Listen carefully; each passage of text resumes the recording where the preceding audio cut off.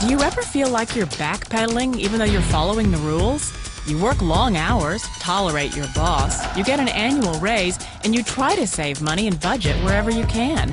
Clearly, you're working the known system for financial success, but something is very wrong.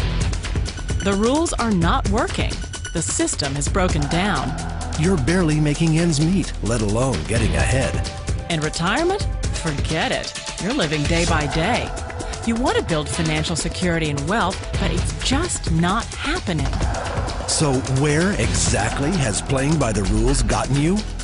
If you can change your outlook, change some of your values, and change your rules, you'll find there's a whole other set of rules out there that are more conducive for people who want to be rich. The story of Rich Dad, Poor Dad is really a story of two different fathers with two different sets of values and completely different sets of advice. So I don't mean to insult anybody or, to damage your values, but really that was the difference. For example, my poor dad always said, go to school, get good grades, get a high-paying job, work hard, live below your means, save money, get out of debt, have a good retirement plan. And that was my poor dad's values. My rich dad said, you probably won't get rich doing that way because very few people get rich following that plan. If you take a look at this 40-year run on the dollar is designed economically to lose money every single year. So why would you save something that loses money every year? And what this means for somebody on retirement plans is that after you retire, the value of your dollar goes down and your cost of living keeps going up. To my rich dad, that was bad advice and made no sense. Again, it was different values. A very important diagram my rich dad showed me when I was a little boy was a diagram known as a cash flow quadrant. And the quadrant is made up of the 4 different people who make up the world of business. So my rich dad said, in the world of business, there's E's, and E's stand for employees. An employee, he says, you can always tell who they are by their core values. And what the employee, whether the president or the janitor of a company, will always say the same words. The words are, I'm looking for a safe, secure job with benefits. That's what makes them an employee, because their core values are security. The other one of the 4 is the S, or the small business owner or the self-employed.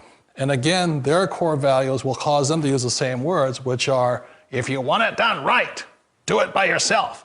S means they're also solo. They're generally one-person act, or they operate by themselves. On the right side of the quadrant are the B's. And what Rich Dad said the B stood for was big business, or like Bill Gates.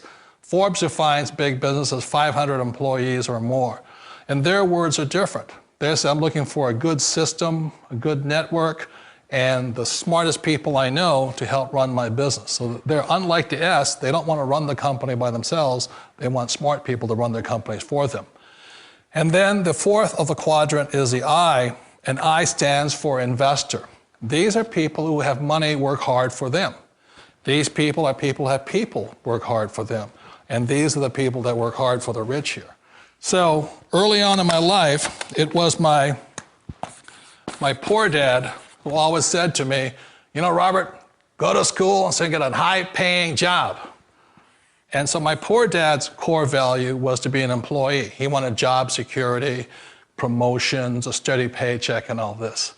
And so it was my rich dad who said to me, he says, Robert, if you really want to be rich, learn to build businesses. It made more sense to him to work hard to build a business, something you owned, and something you could pass on for generation to generation to your kids. Whereas my poor dad said, work hard, but my rich dad said, why would you work hard for something you'll never own and you can get fired from right away? Again, that was the difference in values. So my rich dad suggested I learn how to be a business owner and learn how to be an investor. And that's one of the big differences. On this side of the quadrant, these people here work for security. They work for money also. On this side over here, their key value that they want is they want freedom.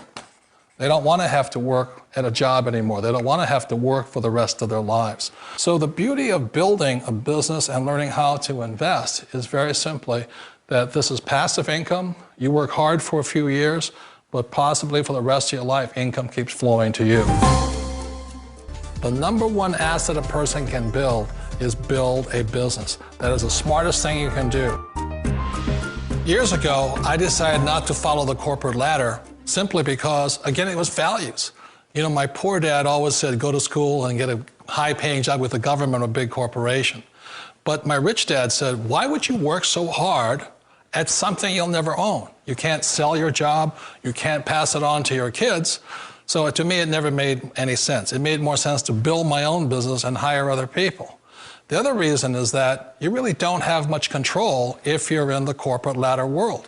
For example, you can get fired at any time, or today we have what's called M&As, or mergers and acquisitions, where another company buys another company. So you could be a great employee, but the company that buys your company just fires you. It's not a get-rich-quick formula. You don't just do it overnight. It takes time. I still remember the first time I made that transition was back in 1978 when I fully quit my job and I had to depend upon my company that I was building to support me. So I understand the fear. The beauty, the most important thing to remember is this. There's two kinds of people in the world. There are the types that will say, you'll never make it. And I had a lot of people, a lot of friends and family saying that. You're stupid, don't do it. And the second type were the people that said, go for it, you can do it. Don't worry about it, we'll cover you. So the most important thing is support of friends and family.